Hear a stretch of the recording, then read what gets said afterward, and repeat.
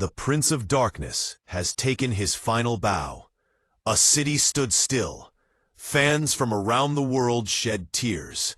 And Birmingham, the birthplace of heavy metal, was wrapped in black and purple as it said goodbye to one of its most iconic sons. This is the emotional farewell of Ozzy Osbourne.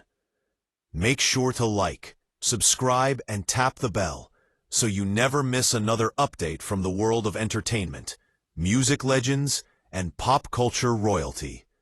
Ozzy Osbourne, the man, the myth, the metal legend. His name echoes in rock history. And now, the world is mourning a titan. On a somber Wednesday in Birmingham, England, tens of thousands of fans lined the streets to pay tribute to a man who defined a genre and inspired generations. His final journey through the city he called home became more than a funeral. It was a celebration of an extraordinary life. Broad Street in central Birmingham was transformed into a river of emotions. Bands wore black. Others draped themselves in deep purples, colors symbolic of Ozzy's reign as the Prince of Darkness. They gathered not just as listeners, but as loyal disciples of a man whose voice and vision helped invent heavy metal itself. Ozzy's hearse slowly rolled through the city's core, adorned with stunning purple flowers. But it wasn't just a hearse. It was a rolling monument to a man who turned chaos into art, darkness into anthems, and pain into power chords. The procession halted at a canal bridge named after the very band that launched him, Black Sabbath. Sharon Osbourne, Jack, Kelly, and Amy stepped out in silence. Grief hung thick in the air. Sharon, always the fierce matriarch, was visibly emotional as she laid a bouquet among the sea of tributes surrounding the Black Sabbath bench. This bench, more than just a place to sit, holds life-size figures of the band's founding members, Ozzy Osbourne, Tony Iommi, Geezer Butler, and Bill Ward. In that moment, the legacy wasn't just cast in metal or stone. It was alive in the tears, memories, and music resonating through the crowd. After a few quiet minutes, Sharon turned to the sea of fans and flashed a peace sign. A gesture that said everything her voice could not. Ozzy's passing didn't just shake Birmingham.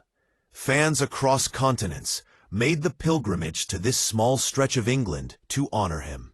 And it wasn't long ago, just weeks before his death, that Ozzy performed in front of 42,000 roaring fans at Villa Park. That show was aptly titled, Back to the Beginning, Ozzy's Final Bow. Looking back, it was more than a concert. It was a farewell tour from a man who knew his time was near. Even Birmingham's mayor, Zafar Iqbal, weighed in. Ozzy was more than a music legend, he said. He was a son of Birmingham. And on this day, the city wasn't just a place on a map. It became a living shrine to one of its greatest icons. As the hearse passed by Ozzy's childhood home, onlookers fell silent. The home where it all began, now part of a procession that felt like a pilgrimage through history. The entire event was live-streamed, and fans who couldn't make it in person joined virtually from across the globe, sharing tears, stories, and songs in real time. Ozzy Osbourne passed away on July 22nd at the age of 76. He was diagnosed with Parkinson's disease in 2020, and over the last few years, his health had visibly declined. Still, he remained defiant, embodying the spirit of heavy metal until the very end.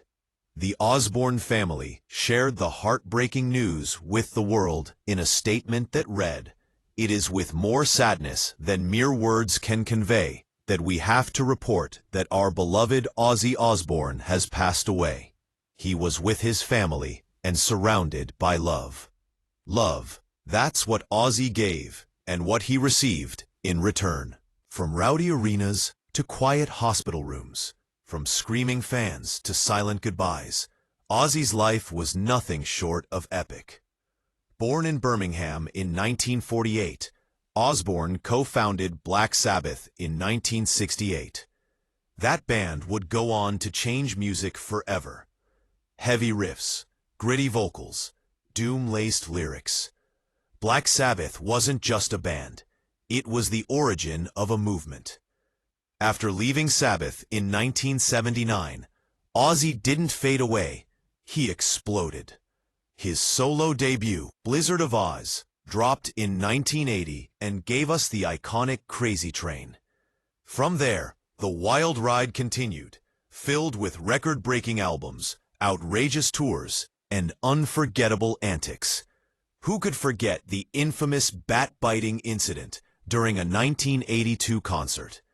A moment that would become legend. And yes, he did get a rabies shot after. His achievements? Beyond legendary. He was inducted into the Rock and Roll Hall of Fame twice. Once in 2006 with Black Sabbath, and again in 2024 as a solo artist. That alone puts him in a rare class of artists who redefined music across multiple eras. But Ozzy wasn't just a rock god. He was a pop culture phenomenon. In the early 2000s, a whole new generation fell in love with the Osbourne family, thanks to the reality TV show The Osbournes.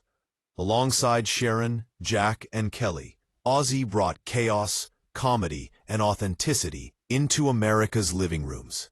Suddenly, the Prince of Darkness was also the king of cable. Ozzy's death marks the end of an era, but his legacy is eternal. His music will still rattle speakers, his voice will still scream from vinyl, and his energy? It'll live on in every headbang, every guitar solo, every rebellious scream into the night. In Birmingham, on that emotional Wednesday, it wasn't just Ozzy Osbourne who was honored. It was a cultural revolution, a sound, a movement, a brotherhood of metalheads and dreamers and outsiders who found their voice in his music.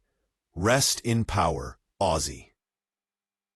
The world won't forget. If you felt that, if you ever headbanged to Crazy Train, watched the Osbournes, or found solace in the music of Black Sabbath, then hit that like button. Share this video with every rock fan you know. Subscribe for more stories like this. And tell us in the comments, what does Ozzy Osbourne mean to you? Long live the Prince of Darkness.